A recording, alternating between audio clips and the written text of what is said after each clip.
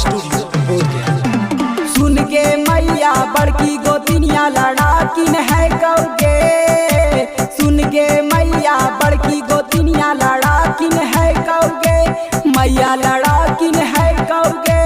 छोटकी काम ना हो हो बड़ी कबाकिन है कौगे। छोटकी काम ना हो हो बड़ी लड़ाकिन है कौगे।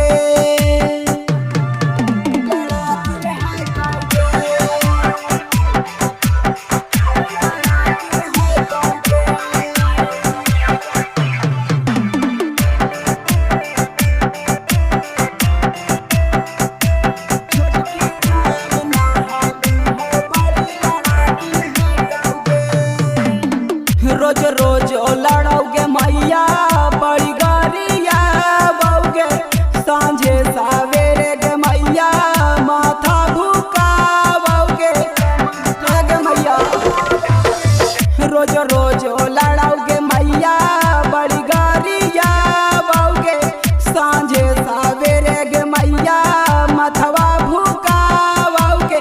खाना बनावे ला चाहो ना घोड़ घासिन है कौगे। खाना बनावे ला चाहो ना घोड़ घासिन है कौगे। घोड़ा घासिन है कौगे। छोटकी काम ना हो हो बड़ी लड़ाकिन है कौगे।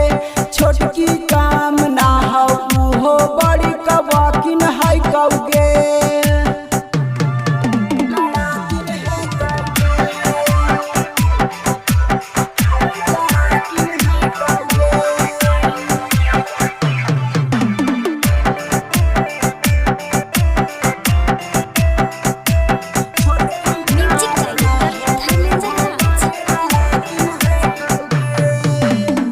सास ससुर से मैया रहथुन ना भालगे।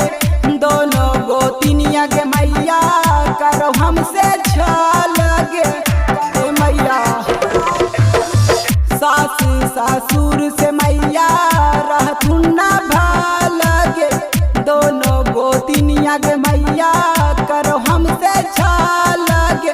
बतिया न मानो दोनों गोतिनिया डाकिन है कौगे।